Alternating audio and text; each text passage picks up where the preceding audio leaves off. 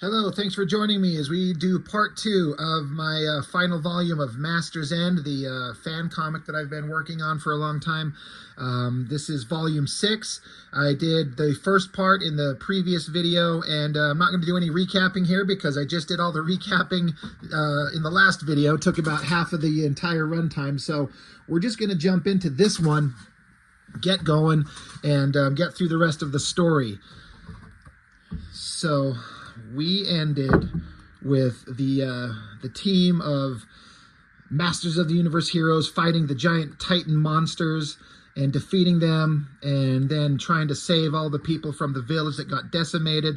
And we ended up with She-Ra and Fisto finally kind of letting their feelings be known, and had a little bit of some physical intimacy, while everyone else of the heroes team is just kind of prepping for the next conflict.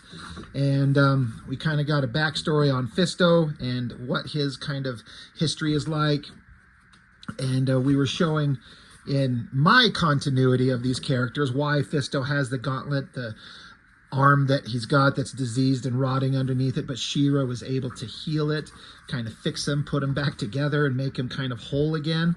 And so they're kind of like together, and they're happy. Meanwhile, while that's all going on that same night, Shadow Weaver, who was revealed to be the ultimate kind of secretive evil force behind all this bad stuff going on, kidnaps a child and implicates that she's going to use it in a sacrifice of some type for something. We don't know what. Man, these are Chuck Gibson's inks, and man, he just was rocking it on this. I think it looks so good. I'm trying to position my camera to get the best angle on this thing. So anyway, so from there, it's the morning after, and so Fisto and She-Ra are kind of coming back together. They were out in the forest all night doing the dirty and talking and whatever bullshit. And so they come back into the village, and the rest of the team is gathered, and they're all kind of like, hey, what's going on? They're kind of prepping themselves for the day's kind of, they're going to spend the day, or however much time is required to kind of help put together this city that got decimated by the giant monsters that attacked it. So while they're kind of getting together here in the morning, everyone's just kind of saying, hey, what's up? What's going on? I threw in this little part here where Trapjaw's looking at Fisto, because Fisto's looking at his glove, and Trapjaw's like, something wrong with your glove? And Fisto's like, nope. He's not telling anybody that. No one knows that he had a terminal disease going on under that glove, nor that She-Ra just fixed it. Fisto's just still kind of fixated on it. Like, this is just so weird for him. At this little moment, we have Eve and Teela, looking at She-Ra, and Eve says, Adora, you looking better, more rested? Did you get a good night's sleep? And she says, I wouldn't exactly say that. And so Eve's like, oh, I see. Well, good for you then, Just throwing it out there like, oh, they know. Women know. So while they're kind of getting ready, the couple whose baby was kidnapped, they come running out. They finally got out and free. And they're like, the witch took our child. And Fisto is instantly infuriated because he's the one who saved it the original time, in the previous pages. And we also got done explaining with the story, the backstory of Fisto, where he was talking about how he used to have a child that got swept away in a river and died. And so a child's life is important to everybody, but it has specific meaning to him. So the team comes up to the couple and they're like, wait, what? What happened? And like, this witch, this monster, that she showed up and kidnapped our child. They're like, it's Shadow Weaver. It has to be. We don't know what she's doing, what her ultimate kind of plan is, but we've got to go get her. They've been tracking her several times, trying to seek her out, but they're like, this is it. This is the moment. Like, we cannot let this thing go anymore. It's time to put an end to this. And so She-Ra's saying, right, everyone, we agree. He-Man says, absolutely, no more waiting, no more wondering. We need to end this once and for all, no matter the cost. And She-Ra says, Shadow Weaver has gone too far and we can't let her go unchallenged. So He-Man and Teela tell the couple, they're like, I promise you we will bring your child home. So then we get a page of all the team kind of getting ready. And as I established in the last video, in the first part of the book, pretty much this whole thing is narrated by Trapjaw's like log entry, his inner thoughts. And he's just kind of talking about what everyone's doing. He sees that Fisto has a rage in his eyes he's never seen before. So I'm really focusing the story in little subtle ways to kind of focus on Fisto and kind of his emotions surrounding this situation. So they all get together, and Tila, being the sorceress of Grayskull, got all kinds of cool magical powers. So she basically teleports everyone away. This image is a slight homage to the cover of Wildcats #2. There's also an interior page on that issue by Jim Lee that was kind of the same thing. It's sort of an homage to that in a little way. But anyway, they teleport way up into the mountains. They kind of track her down where she's at. And there's this cave leading into the mountains. So the whole team goes inside the cave, and inside in this dark room, there's a giant burning bonfire. And Shadow Weaver's floating there. She's got the baby in her hand and a knife. So, you know, Shadow Weaver starts talking to him, saying, "It's all come to this. You'll all witness my greatest triumph. My daughter, Adora," which is She-Ra's real, like, human name, "do you understand what you are about to see?" And, you know, Shadow Weaver continues, this innocent soul, what power could such a child possess in a single drop of blood? And so Shadow Weaver, you know, just gives a little tiny slice on the child's skin to get some blood. And Shadow Weaver drops it into the fire, and there's a big burst of energy. And Shadow Weaver says, "It's done." You know, a single drop of this child's blood. So She-Ra and everyone, they're like, "Wait, stop. Like, stop endangering this child's life. Like, even you couldn't kill a child." And, you know, Shadow Weaver says, "You have no idea what I'm capable of. You think I won't murder this child in front of your eyes? I can. I will. And there's nothing you can do to stop me." So she raises her knife in the air. She's going to stab it to death. And so Eve, who, again, as I established with you in the previous video, she's basically Evelyn reborn and choosing the good side. She shoots a beam of laser energy from her hand. It hits Shadow Weaver right in the chest. And with her other hand, Eve, she uses another energy beam to envelop the child and bring it down to their arms, saving the child from Shadow Weaver. So Shadow Weaver's down. And, you know, She-Ra says, "We've got to get this kid out of here now." And so Eve hands the baby to Fisto. She says, "Fist, this is your task, you and your men." He's like, What, me?"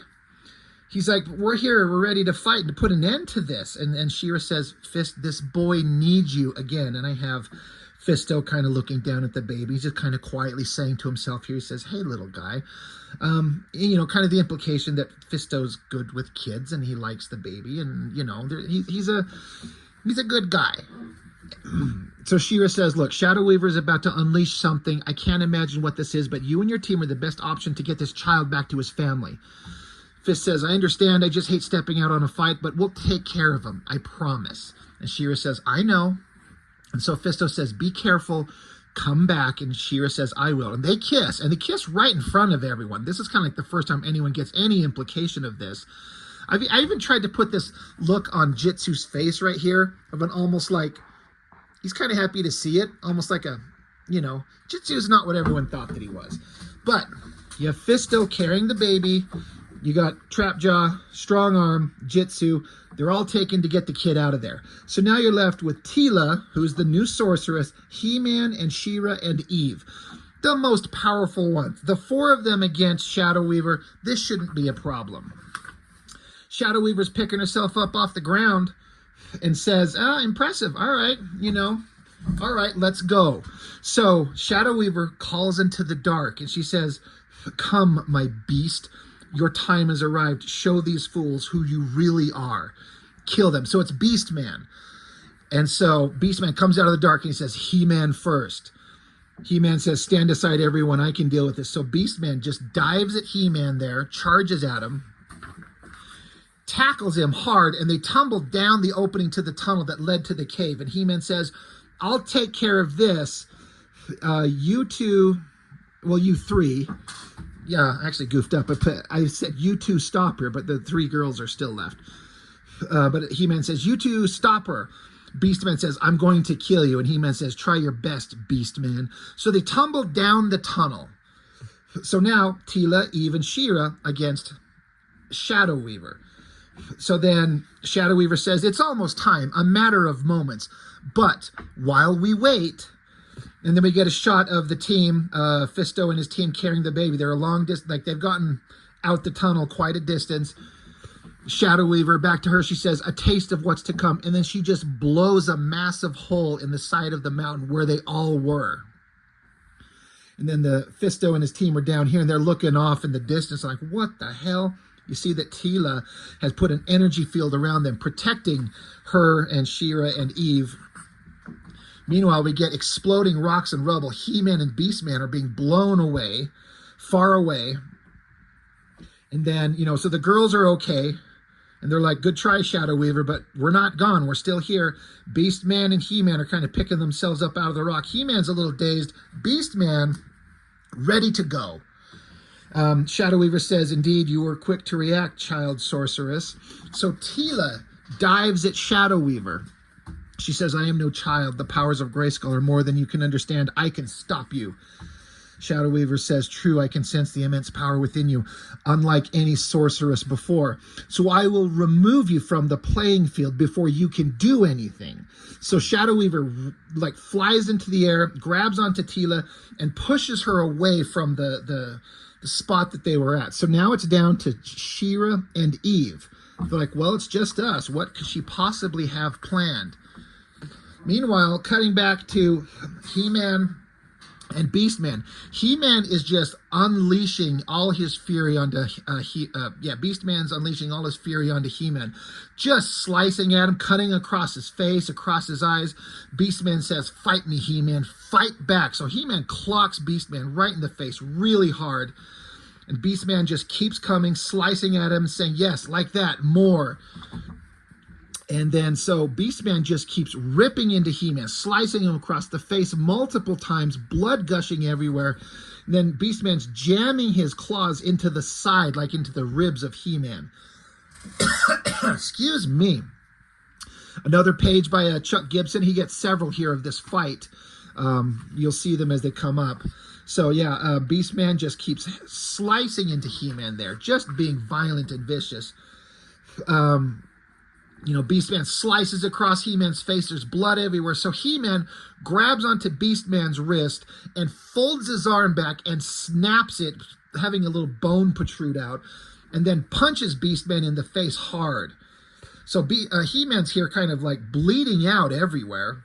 And Beastman over there with the snapped arm, he says, well done, He-Man, broke my arm. And that punch would have put anyone else down. But Beastman just kind of flicks his arm back into place, and it's fixed. He says, but see, instantly fixed. You will have to do much better than that with me. I doubt you can. So He-Man says, what kind of unnatural monster are you? And so Beastman charges at him saying, I'm Beastman, I am your death. So he jumps onto He-Man's back and says, fight me, He-Man, fight me. If you won't fight, then you don't need your sword. So Beastman grabs the sword out of He-Man's back pouch and tosses it away. And then with his claws, slices off the battle harness that He-Man wears on his chest. He-Man sends a hard punch to Beastman right there. Bam! Just sends him flying.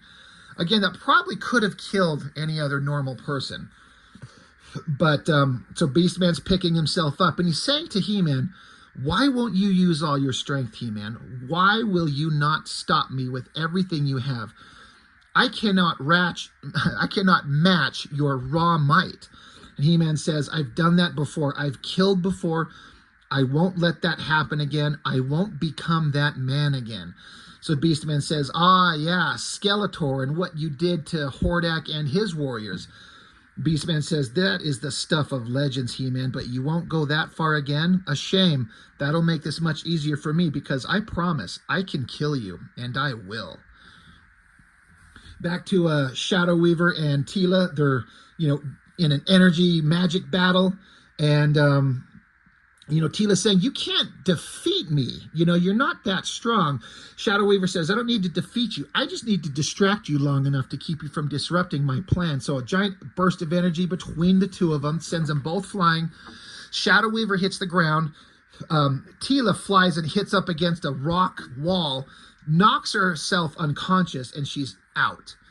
She's on the ground unconscious. So the point being is that Tila and all the powers of Grayskull could potentially screw up the plans of Shadow Weaver, but if she's knocked out at the wrong time, then she can't be there to interfere. And interfere with what? Well, you go back to Eve and She-Ra, and then coming out of a hole in the ground is this swirling energy. And they're like, it's some kind of portal. It's expanding. It looks like it's going to blow open any moment. And She-Ra's saying, I don't know what this is. I don't know what to do. This is beyond me. This is like a magic thing. Eve says, I don't know either. It's so powerful. Such dark energy is coming from it. She-Ra says, I can feel it any second now. And then suddenly, in a giant eruption, you see down here, you have She-Ra and Eve, little tiny figures. This giant snake monster with the head and horns comes out. And what it is it's Skeletor, reborn from hell as like a demon monster. They're like, holy God, we thought Skeletor was gone, but now he's this giant demon monster from hell with a snake body. Back to He-Man and Beast-Man, they continue ripping each other apart, but Beast-Man's just shredding He-Man. There's just blood and guts everywhere, just violence that He-Man cannot match. Beast-Man's just ripping him to pieces. Back with Fisto and his team, they've gotten quite a ways away, but in the distance, they see like a giant burst of energy, you know, where Skeletor kind of erupted from. And they look, and they're like, all hell's breaking loose back there. And Trapjaw's like, no shit, but they can handle it. We got to get going. And Fisto says, can you hear that? Like a sound like screaming? And Jitsu says, someone in battle. So an intense look on Jitsu's face, and he takes off running. And so Trapjaw's like, whoa, wait, where are you going? Come back. So Trapjaw says to Fisto, he's like, where's he running off to? Fisto says, I don't know. He must have a reason, but he's heading towards that screaming that we can hear. Trapjaw says he's going to get himself killed. Fisto says, look, he made his choice. Like, he's going to do whatever he's going to do. We got to get this kid to safety. Back with the Skeletor monster, he's trying to attack Eve and She-Ra. They got a shield up. She-Ra and Eve shoot back at the Skeletor monster, but he's just kind of laughing it off. As they're standing there, they say that Skeletor here is defending the portal in the ground, and it's basically going to rip open a hole to hell itself and unleash the powers of hell onto Eternia. And it's going to happen in a matter of seconds. Skeletor's just the beginning. So Eve, she flies up into the sky. She says, I have to seal the breach before it ruptures. She was asking her, can you do that? And so Eve flies into the sky and shoots these bolts of energies down towards the ground. She says, I don't know, not for long. My powers can hold the breach temporarily, but we got to find a way to close it forever. So she's there holding the breach seal. The Skeletor monster comes after her, blasts at her. And so Eve is screaming. She's like, She-Ra, stop him. I can't hold this. So She-Ra jumps through the air and punches Skeletor right in the face. I kind of like that drawing I did of She-Ra there. That kind of came out good. Back to He-Man and Beast-Man. We keep kind of going back and forth between all the various characters. Beast-Man just keeps ripping He-Man to pieces. Like you can see, I tried to illustrate He-Man as just bleeding everywhere. Blood everywhere as he slices, and then so Beast-Man stops for a second and says, pathetic, insulting, cowardly, all things I never thought the great He-Man would ever be capable of being. But still, even now, you refuse to fight back with all your might. And He-Man says, I can't. I can't kill again. I can't. I won't. So Beast-Man says, even to save your own world, you won't kill me? Your friends, your family, all will look upon you with shame. As they should. You are already defeated long before I came along. You are but a shadow of what you were. So in terms of the story, what I was trying to do was kind of play with the concept, which comes up in comics all the time, is heroes will not kill, right? That's the whole point. But what if you're faced with the danger that if you don't stop this creature and kill this one being, if you don't, they will kill everyone else. At what point do you let your own personal morality go to save the lives of all the people out there? Which is something that He-Man did originally when he slaughtered all kinds of characters, but then he took it too far. But now He-Man's trying to not be that horrible person again, but it's costing him his life. Like, he's bleeding out, and Beastman's like, dude, you're so stupid. You're going to cost the lives of everybody because you won't put me down. It's pathetic. And so I was trying to play around in the story with the kind of the idea of the morality of it all. What is the answer? What are you supposed to do? So Beastman just looks on at him with an evil grin on his face, and he says, you'll die this day, Prince of Eternia, but before you do, know that those you love will suffer greatly. The men shall see their own hearts in my hands before they die. The women will know true horrors as I rape them to death. And when I do, I will think of you, He-Man, laying here, unwilling to stop me. And they will know you allowed it to happen. So he's just saying, I'm going to do the most horrible, evil, fucked up shit because you're a chicken shit. But right at that moment, behind both of them, you got He-Man and Beastman here. In the background, a figure on the hill, Jitsu, is here. Because he was with the other team and he heard the screaming fight battles of this fight going on here. And so Jitsu has arrived on scene. And so Beastman says, the little fighter that likes to chop things with his hands. What do you want? He says, have you come to fight? Will you present the challenge that I seek, that this weakling will not?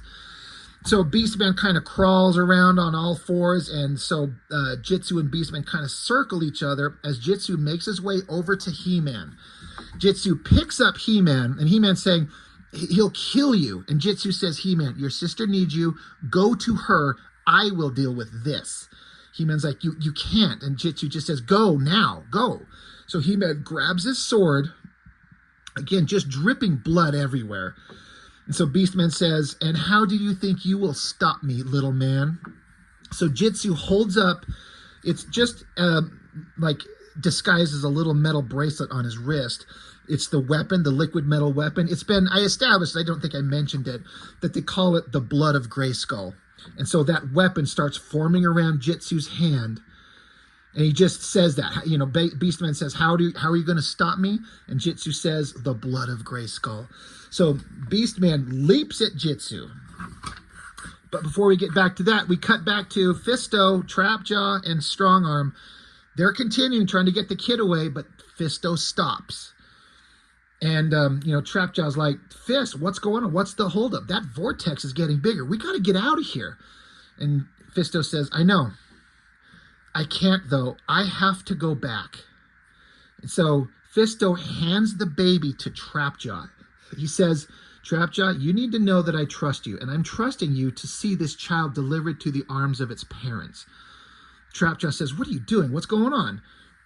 So Fisto's grabbing the jetpack that Trapjaw has on his back. He's like, give me your jetpack. Trapjaw's like, you can't be serious. And Fisto says, I am. I have to. Trapjaw says, why? For her? She can handle herself. What are you going to do? Fisto says, anything I can. I can't leave her behind.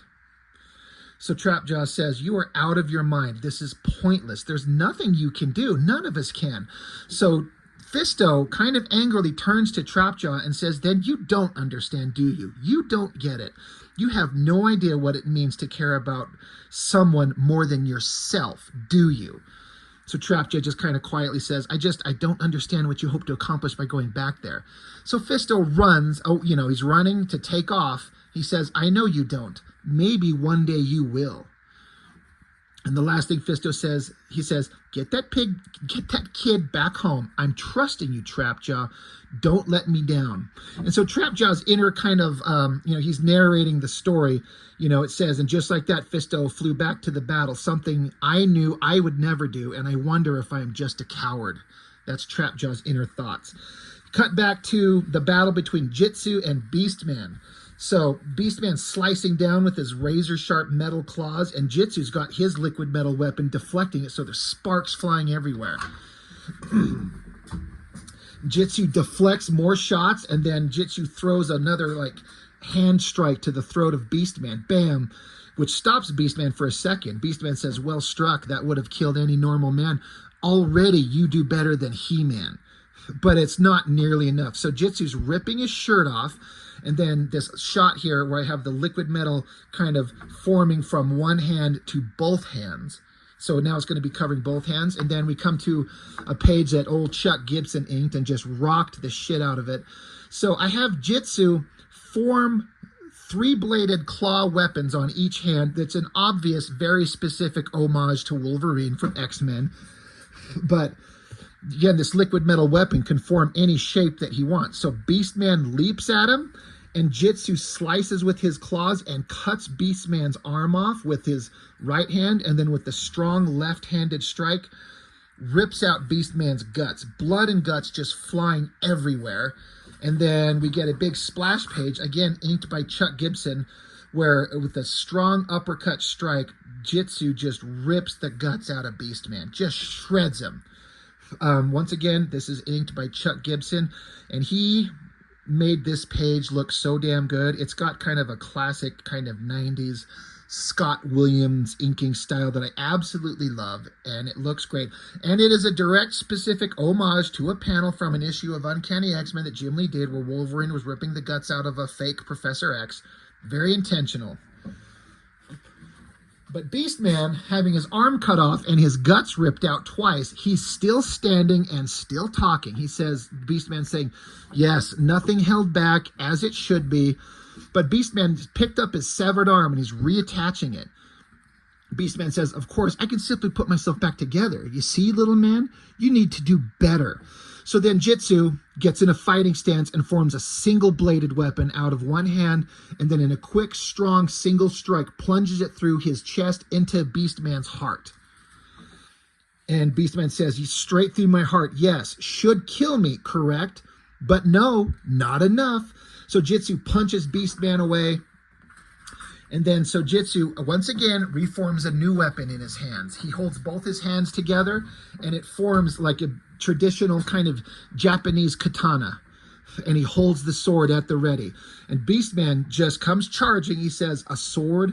That's the best you can come up with? Don't you understand? Snap my bones? Nothing. Tear my insides out? Pointless. Cut my heart in two? It matters not. I am forever and undying. I am the Beastman.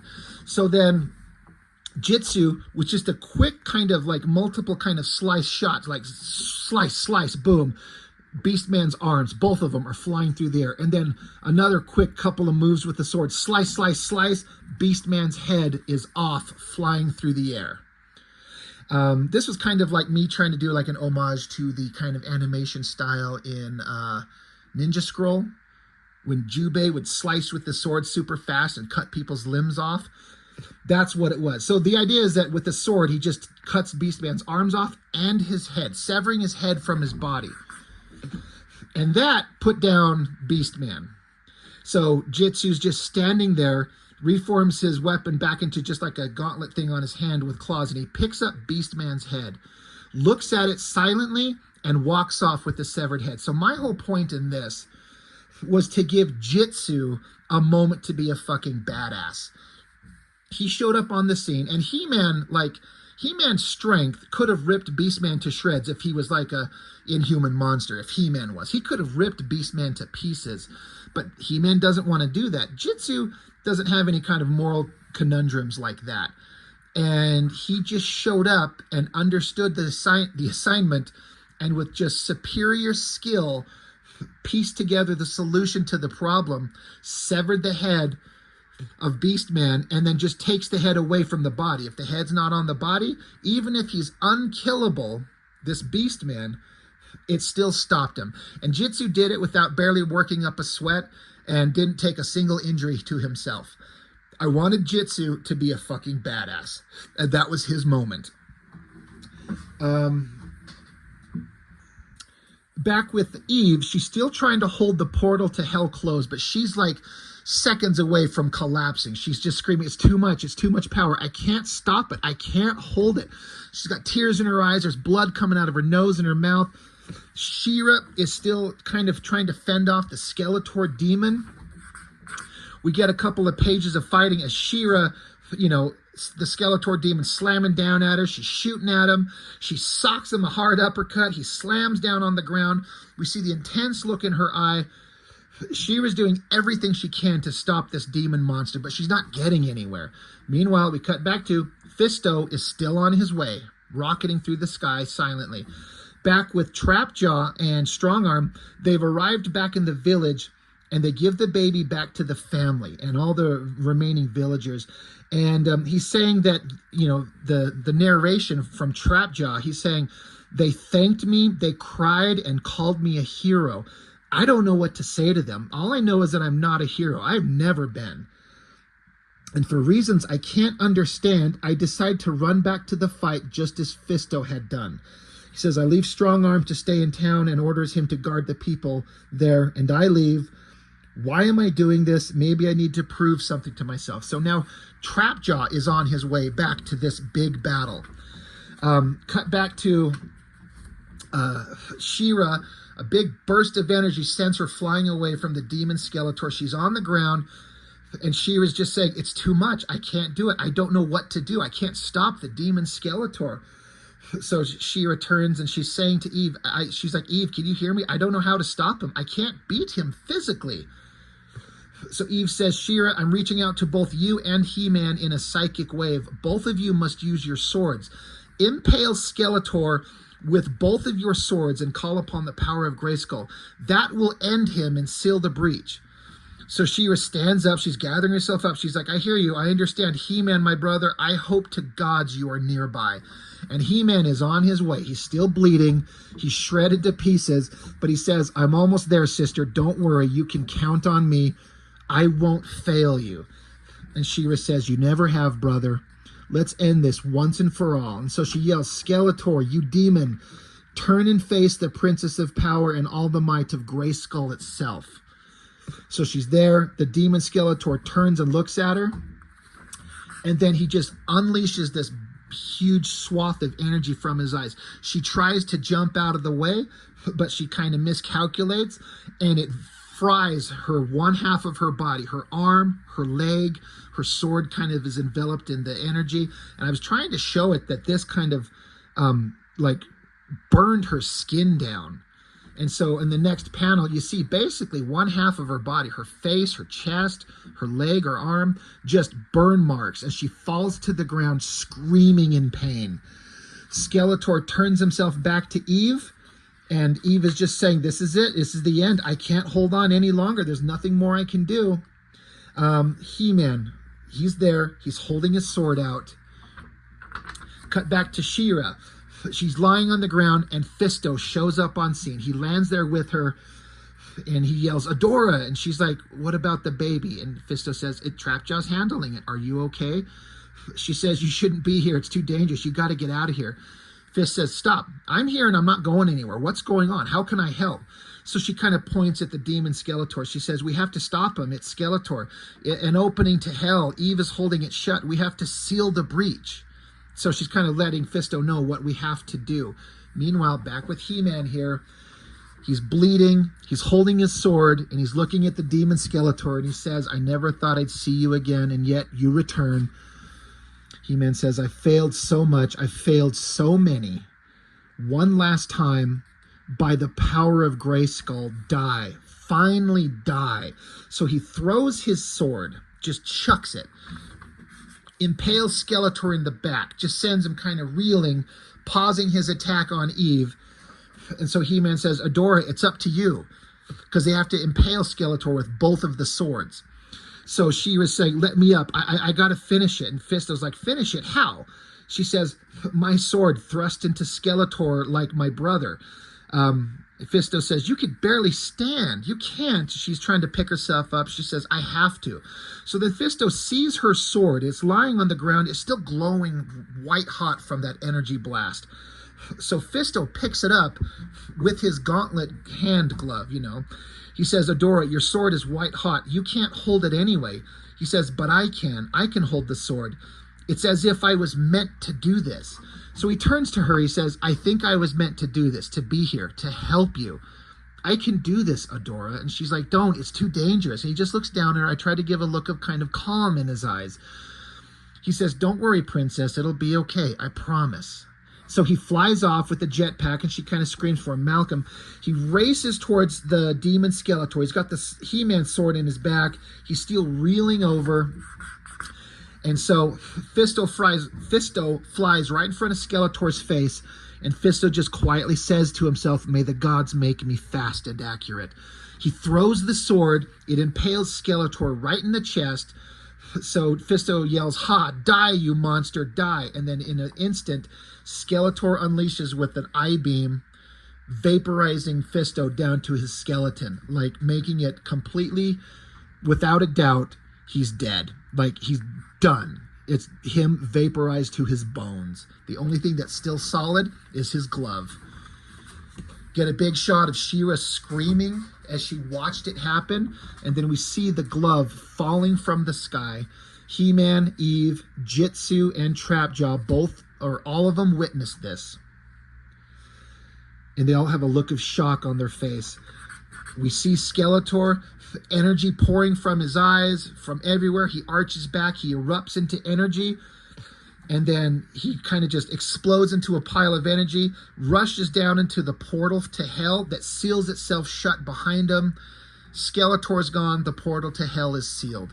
Eve falls from the sky, as do both the sword of power and the sword of protection, and they both land kind of upright, stabbing themselves into the ground. She-Ra, with her half-scarred, mutilated body, is picking herself up off the ground. And then we cut to Shadow Weaver, she's still trying to crawl away. She's like, my powers are gone with Skeletor. We were linked. I must escape. And as she's crawling away, you see a foot step down, and it's She-Ra. She-Ra grabs her by the throat and picks her up. She's like, you. She-Ra rips the mask off of Shadow Weaver's face. And then we get this. I tried to portray She-Ra in this rage. She's like, this is all because of you. You brought this upon all of us. You unbelievable evil monster. You did this. Never again. Never. So He-Man is crawling up to She-Ra and Shadow Weaver. And She-Ra saying, no, I get it now. I understand. So She-Ra turns Shadow Weaver around and puts her in a headlock with her hand behind her head, like a move to snap her neck.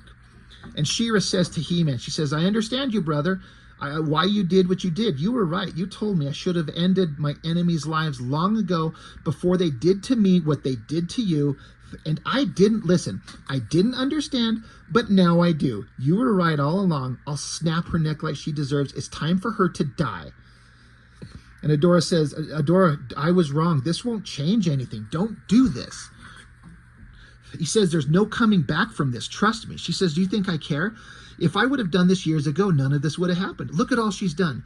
The destruction, the death. She was going to kill a baby, for God's sakes. There's no coming back from that. She says, I have to do this. This bitch has to die, and it's my responsibility. Mine. No more playing nice. No more. I'm just trying to show the rage in She-Ra's emotions. She's finally snapped. She's been like the epitome of good the entire series, but all of this happening, plus watching Fisto die, she's insane with rage. There's no coming back. So He-Man says, sister, no one more knows than me what you're feeling. But deep down, you know this isn't the answer. It won't change anything. All it will do is change who you are for the rest of your life. I know who you are, and believe me, you don't want to know what it is like to take a life like this. He-Man says, the world needs you. You are still the amazing woman you have always been, and the world can't afford to lose who you are now. Think about what Fisto would say. Did he love you?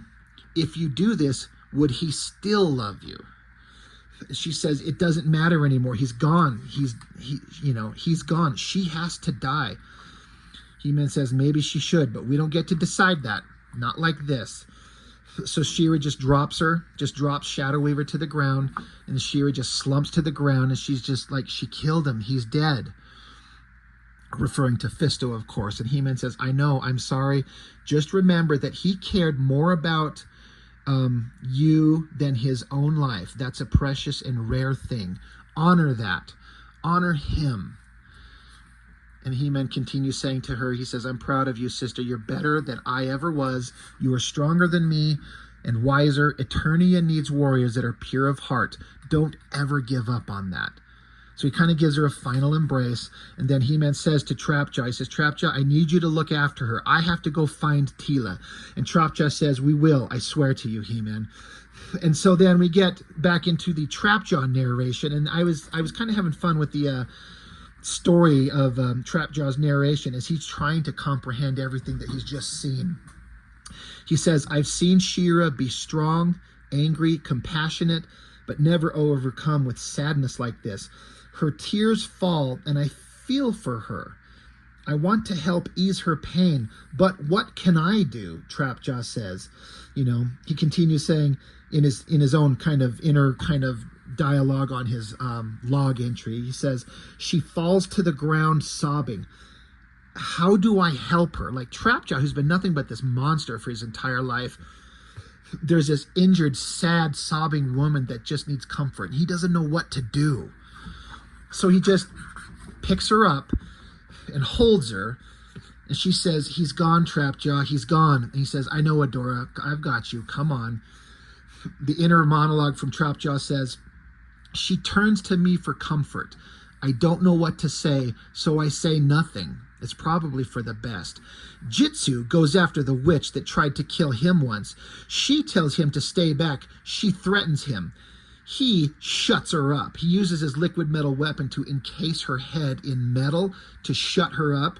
And Trapjaw keeps going, says, he shuts her up. It's a good thing, too. If she kept speaking with us around, we might actually kill her ourselves. But we don't. We honor She-Ra and Fisto. So now we cut back to He-Man. He's out searching for Teela. Remember, she got knocked unconscious, so she's lying on the ground here. And Trapjaw says, but her brother, I saw his injuries. And He-Man keeps going. You know, he's like, Teela, where are you? He comes over here. He's like, there you are. And He-Man says, she's alive. He's like, I just want to touch her one more, like he wants to touch her just one more time. But he falls to the ground, and the text from Trapjaw's narration says, I don't think he'll be coming back. So He-Man just drops to the ground, his eyes open, unmoving, blood everywhere. Back with Trapjaw, he's holding She-Ra, and he keeps saying, his log entry says, Eve shows up, apparently no worse off. How some of us made it through this relatively unharmed, but others scarred and changed forever, I'll never understand. The universe has a sick sense of humor. It says, if He-Man doesn't return, what do I tell his sister? What will she do with the additional pain of him dying too? If He-Man doesn't return with her new powers, what will Teela do? And we see that He-Man just dropped dead right in front of her, blood everywhere. She wakes up, she sees him, she reaches over to him, touches him, and she screams. And Trapjaw says, are any of us safe? Her scream was heard throughout the valley. I could feel her rage physically, even from a distance. He-Man's dead, and Teela wakes up and just finds his body lying next to her. So it cuts to some time has moved forward. It says they all return back to the city, and Trapjaw says that he had to contact the royal palace and tell King Randor that he needs to come as soon as possible. He came without hesitation, and it says that Trapjaw says, I had to tell him about his son, how he met his end, and that he was truly a prince of Eternia. And it says that King Randor took his wife in his arms, and they both cried. Once again, I didn't know what to say. And again, this is, sometime later, later in the day, the narration from Trapjaw says, they tried to see their daughter, Randor and Marlena, the king and queen. They said they tried to see their daughter, but she would not speak with them, nor to anyone. She needs time. I knew enough to just leave her alone. So I showed She-Ra here in this room, just sitting across from the gauntlet that belonged to Fisto. She's just kind of staring at it, lost in thought, half her body just scarred horrifically, like she looks terrible. So then we cut to some, like a week later, we're at the royal palace and they're holding a funeral.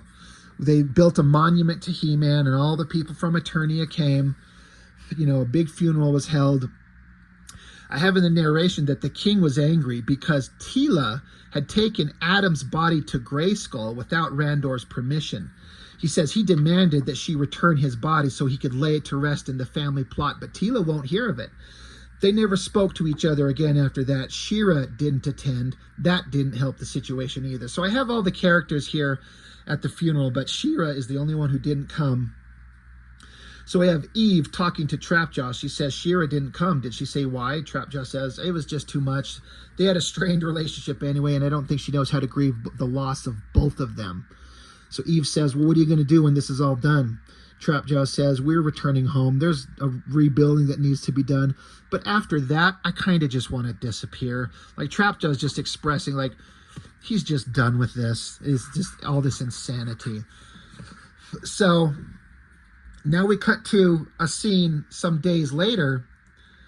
They're having a private ceremony for Fisto, and Trapjaw is saying that She-Ra brought them out to some part in the forest next to some tree where She-Ra buried his gauntlet glove under the ground and then placed a giant rock on top of it. And they're like, they didn't understand why She-Ra chose this spot. It's obviously supposed to be like this is the spot where She-Ra and Fisto got together that one time. And so she's burying his glove in that spot. And then it says here from Trapjaw's narration that She-Ra read a passage, like there's this like a poem in a different language. She said it's something that Fisto wrote, and so she was reading it, but it was in a language that he doesn't know, and so he doesn't know what she's saying, but it was some kind of passage that meant something of significance to She-Ra here, as they all kind of quietly say their final respects to Fisto. He-Man got the big kind of like big ceremony that the entire planet celebrated, but Fisto was quietly buried by these people who were closest to him, just privately, and no one knows where his gravesite is except them.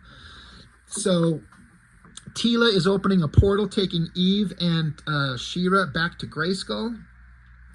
Eve asked if Trapjaw and Jitsu are going to come with them, and they're like, no, it's not appropriate for us to go. We're just going to stay here.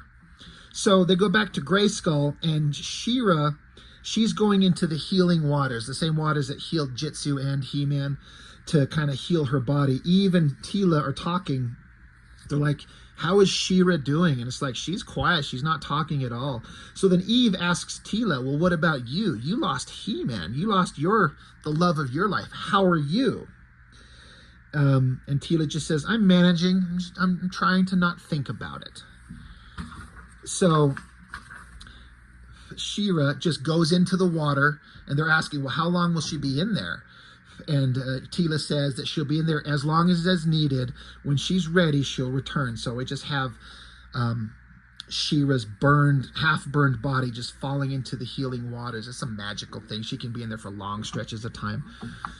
Meanwhile, we cut back to Jitsu has gathered up the severed body parts of Beastman and tossed them into this bottomless cavern, this chasm, to dispose of him, because he's kind of an unkillable monster, so they got to dispose of him somehow. So throws him into a bottomless pit, hoping that he will fall. He says, hopefully Beastman will fall endlessly for all time.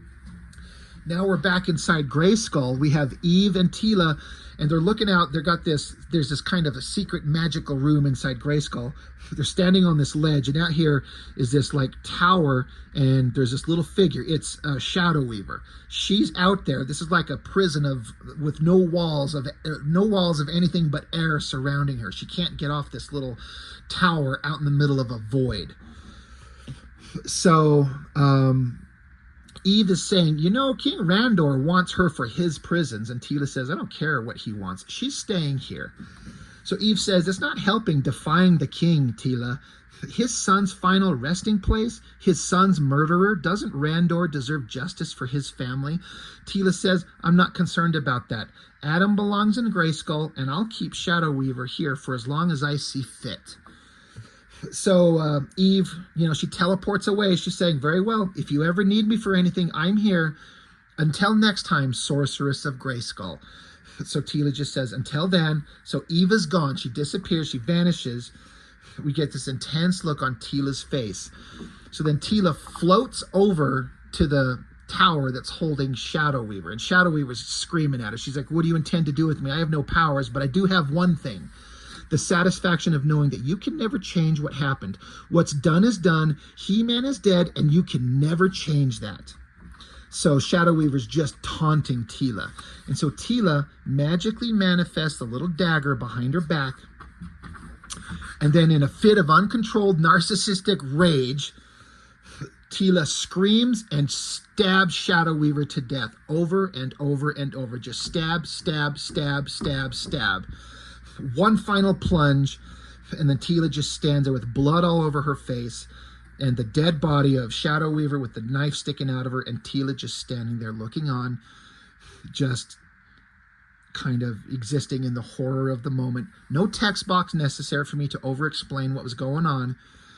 And in terms of story, this is the last time in this book that you see Tila. This is the last you see of her. This is the resolution. This is as far as I took the story with her, leaving it kind of open to what kind of sorceress of Grayskull is Tila going to be. Back with the Trapjaw narration, he says, I made inquiries about the status of Shadow Weaver with Tila, but she never responded.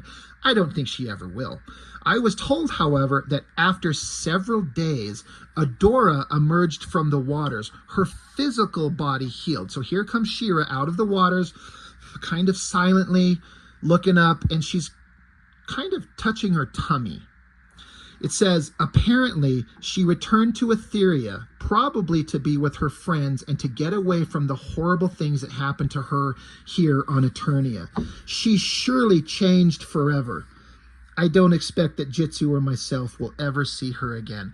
So I was leaving it kind of at this moment like, Jitsu, or rather Trapjaw, doesn't know what happened with She-Ra. She came out of the waters, and Trapjaw just assumed she went back home to her own world. He's like, I don't think I'll ever see her again. I did leave this little kind of quiet moment for anybody paying attention as we focus down on She-Ra's belly as she's got her hands on it, touching it. And she's just kind of looking down at her belly, touching. I'm not going to bury the lead. The implication is that she's pregnant with Fisto's child. Potentially. I don't say it, but that's kind of the implication there. Cut back to the village again. He says, it's been weeks now. This is Trapjaw still narrating. He says, it's been weeks now. I don't know what to do anymore. We have no purpose.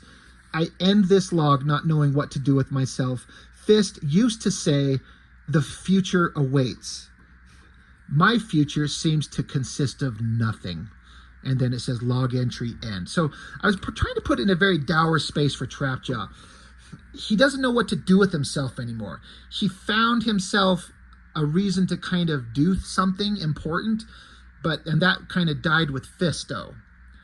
So now it's just him and Jitsu, and they don't know what the fuck to do with themselves. So they're just silently sitting here in a tavern with some beers, and then a foot walks in the room. They look, and it's Adora. It's She-Ra in her kind of regular Adora persona. She says, gentlemen, I'm hoping I would find you here. May I join you? And Trapjaw says, Adora, I thought you returned to Etheria. She says, I did. I needed some time, and I had to wrap up some things to say some goodbyes. Trapjaw says, goodbyes? Where are you going? She's like, can I join you? And Trapjaw says, yeah, of course, please. I'd be honored. Please sit down. So she sits down. She joins them.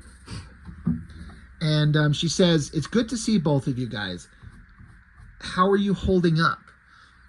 And they just kind of silently sit there and they don't say anything. And She-Ra says, yeah, I miss him too. Obviously referring to Fisto and kind of the loss of him and what it kind of means to everybody. So she says, first off, I wanted to thank you both for everything that you did. Jitsu, for helping my brother, and you, Trapjaw, for caring for me when I needed it most. And I've been making some decisions about my future. Etheria is fine without me. My friends can handle anything that's going on there, which is why I'm here with you. And so Trapjaw says, what could you possibly want with us? She says, a future, meaning one with meaning and purpose, something that would honor Fisto and everything he stood for. Trapjaw says, well, meaning what? What do you want to do? She just says the same thing we have been doing, working together for the greater good. We worked well together, didn't we? And Trapjaw says, but you and I did nothing but fight with each other. And I tried to establish that in their interactions through all the books, is that when these two interacted, they were always kind of at each other's throats a little bit. But there was a mutual respect. And Trapjaw would talk to She-Ra more plainly than anyone else would. He'd tell her directly without caring about her feelings. He was very direct with her. And she appreciates that kind of directness. So She-Ra says, yeah, but when it came down to it, we worked well as a team. Me, you, Jitsu, and Strongarm, wherever Strongarm is. And Trapjaw says, I've got him out patrolling. He just takes up space in a place like this.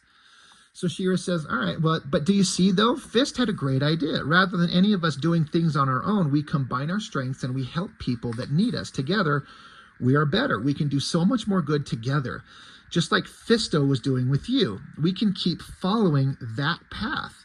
And so Trapjaw says, and I suppose you'll be in charge then?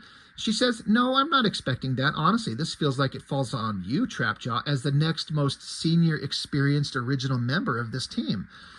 Trapjaw says, you expect me to believe that you would take orders from me?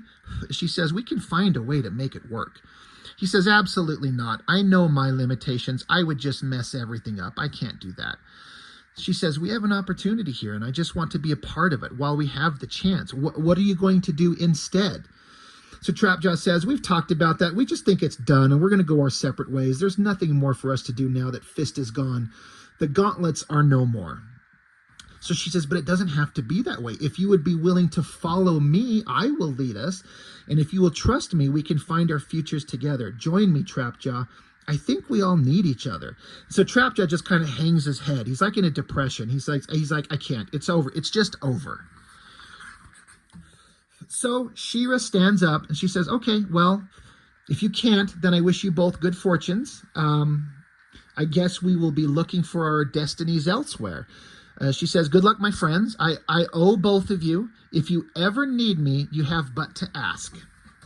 So she's standing up to leave, and before she does, she hands him a paper, and she says, before I forget, this is what I read at Fist's funeral. It's something that Fist wrote down, and I thought you should have it. And so he says, that thing in that language I couldn't understand. She says, the very one. She says, when you translate it, I think you will find it inspiring, as I did. I hope you find your way. And so she walks off. And so I've got this note here that's the thing that Fisto wrote. And I wrote it in this kind of code that I can actually read. I can translate this. But, Fisto, or rather, Trapjaw, he's looking at it. He says, I can't read this. What the hell does she expect me to do with this? So Jitsu says, I can read it. Trapjaw says, since when? And Jitsu says, since always. And so the text on this thing, which in the back, I actually put a little key for people to translate it.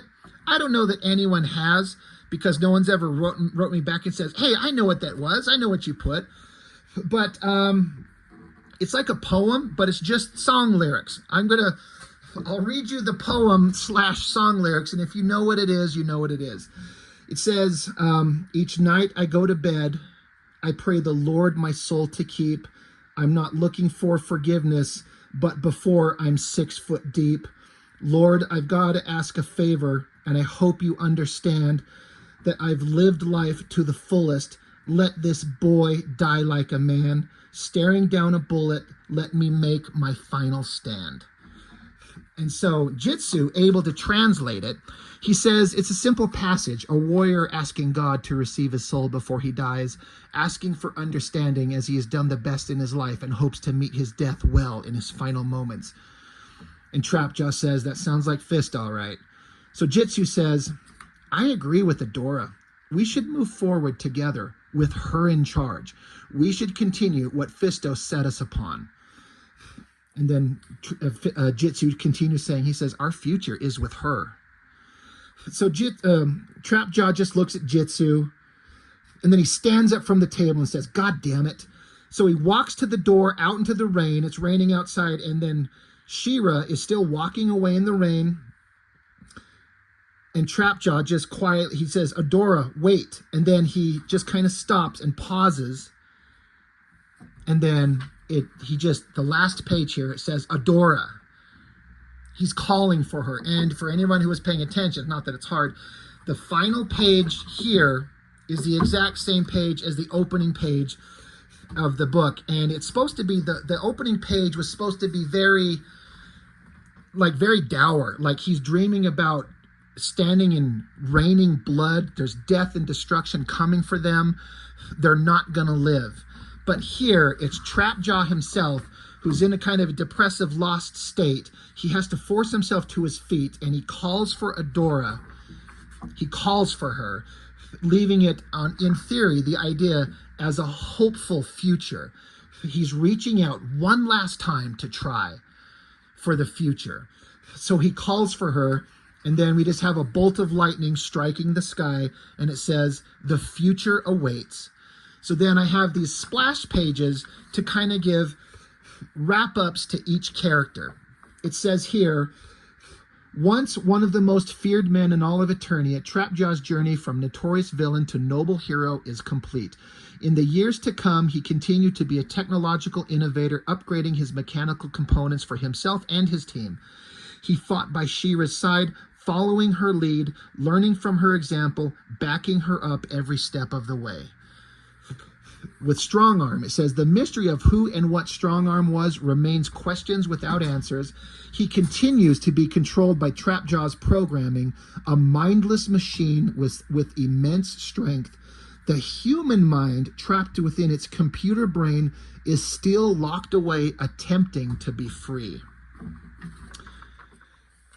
With Jitsu, it says, Jitsu, the warrior, followed She-Ra without question. A man of few words, he is always ready to fight in any battle. His mastery of the new weapon, the blood of Grayskull, makes him one of the most dangerous warriors alive. And then with She-Ra, it says, She-Ra, the princess of power, defender of Grayskull and the Crystal Castle, moves to a new chapter in her life. She leaves Etheria behind as her former teammates and friends can take care of their world without her.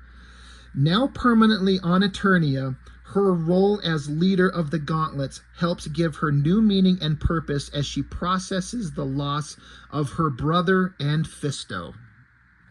And we get to the true final page, inked by Chuck Gibson in probably, arguably the best thing we've ever done together. A big, awesome team shot of the characters standing here. That was kind of mimicking some Jim Lee poses here. There's a very intentional thing there. Man, did Chuck Gibson's inks just absolutely kick ass on this. Like, this thing is freaking beautiful, and I love it. And I know that might sound egotistical considering I penciled it, but Chuck inked it and just brought it to life. And so the final text on this page says, as a team, She-Ra, Trapjaw, Jitsu, and Strongarm fought together for many years and had many adventures. They became the most powerful and honored warriors in the planet's history. They were last known to be returning from an off-world conflict in which the space-time portal they were traveling in was disrupted and vanished along with the warriors themselves.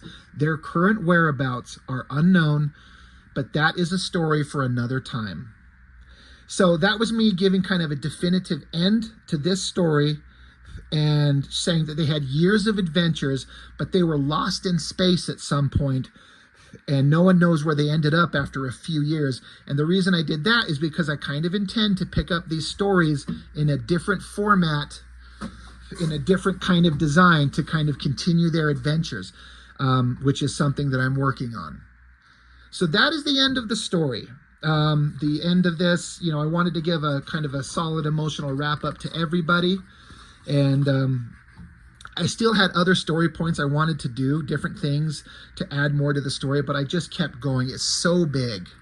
I'm like, I have to cut some stuff out of here. So, and then I tried to put in back matter in the book that it makes things interesting. It's the kind of shit that I'd like to see. I've got a picture of myself and a little bit of kind of information about me.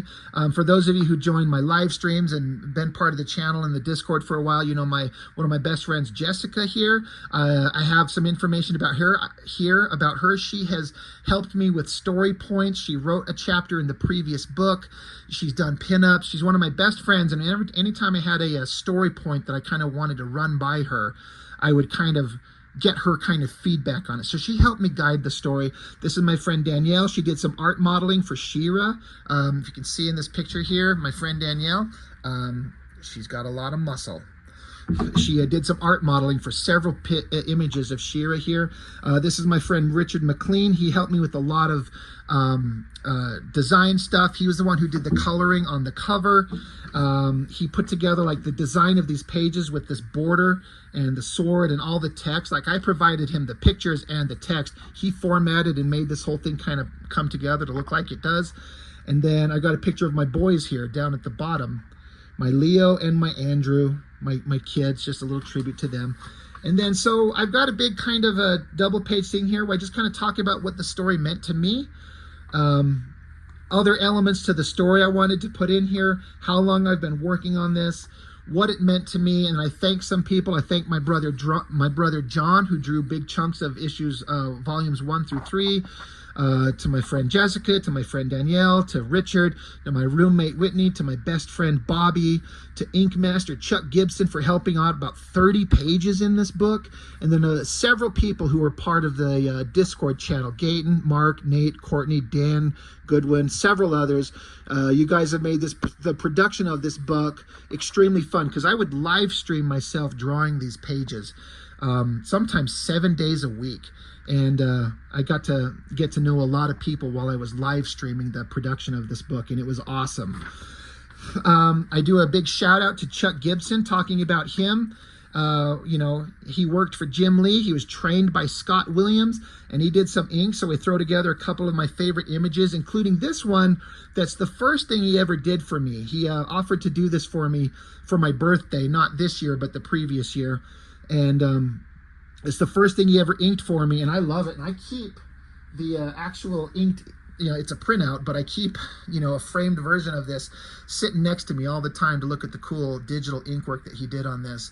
And I wanted to throw that in there as a, you know, tribute to Chuck being an ever-loving badass. And then I've got some pinups in the back of the book by my good friends from, you know, I've got to know through the channel. This is Dan Goodwin. This is my brother John. This is Mark Domowitz, did an incredible shot here. My friend Gayton, someone saying 77 on Instagram, did a great pinup there. Courtney, she's from the Discord, great friend, did a great shot there. This gentleman, I don't know what his name is. He just only ever provides his like internet handle, blah, blah, Bob. He did this awesome shot of He-Man. I dig that so much. Another friend of mine, Jeff, threw in this zombie man-at-arms. And then I've got a couple things that I did. This is the He-Man and the characters and kind of an homage picture of like Liefeld's Brigade #1. And then there's the front cover in the black and white and the back cover in black and white. Inks by Chuck Gibson on this one. Again, it's the back cover. I've got it in color, but I wanted to show the black and white because it just came out so damn good. My friend Jessica, she penciled this and I inked it. Just another image of Sorceress Tila there. This shot is kind of stealing the composition of the Medieval Spawn Witchblade by Brandon Peterson. That cover, I did that. I just kind of drew it for fun. And this originally was going to be the back cover. In fact, I'd actually sent it off to my guy who does my coloring and had him start coloring it before I kind of started on this. And Chuck was doing such an amazing job on it. We're like, this should be the back cover. So threw this in here on the inside back cover, and it still works in black and white to show She-Ra and her half-melted face. So anyway, long video. You know, this entire book, I had to go 2 videos, so it's basically 2 hours long. So if any of you watched all of these all together, thank you for, you know, being part of my channel. I'm kind of looking for my other books here. I got everything buried. Here we go. But yeah,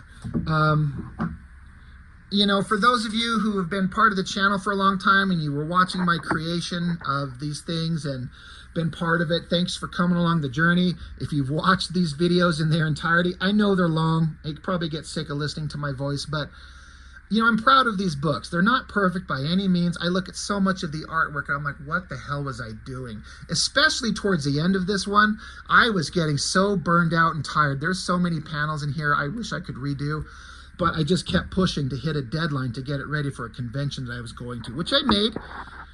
But this thing has been the greatest, funnest thing I've ever done, and I talk about this often. People talk to me, they're like, I get people, it happened just yesterday on a live stream, people hit me up and they're like, I want to make comics, but I get frustrated and I don't get anywhere. And I'm like, you have to make these things because you want to. It has to be a burning passion. Just make the book. Just do it. Stop worrying about it. Stop being paralyzed by perfection paralysis or whatever. Just make the book. Do the thing, and you'll be so glad you did. These are not perfect, but I made them. They're here for anybody to read. And I've got 6 volumes. This is a massive story for people to read. And you can kind of get to see the story that I've crafted and go on the adventure that I wanted to take you on. And it's really fun to do, and I highly recommend it. So that's it. That's the end of Master's End. There's no more to tell. Like I was saying before, I have some continuing stories, but it's going to be those 4 characters kind of changed into different forms so I can call them my own and have it be something that I can own. But it's basically going to be like a subtle spin-off to this thing, but it'll be something that's mine. But that being said, I'm not upset at all that I spent a lot of time making this stuff. It was completely worth it to me. I know people who talk about they're going to make comics and years later they haven't made no damn thing. And here I've got this story put together, this giant ass volume of work of a story of mine for you to read. And I have them available. If anybody's interested, please, I've got copies of them. Just hit me up and we can work it out. I'll just send them to you. We'll call it a donation to the channel, and then I can send you copies of these books. So I guess that's all I've got for now. Thank you for joining me. I really, really appreciate it. And let me know what you think. I'd really like to know what you think about this. And that's all for now. Thanks for joining me. Bye.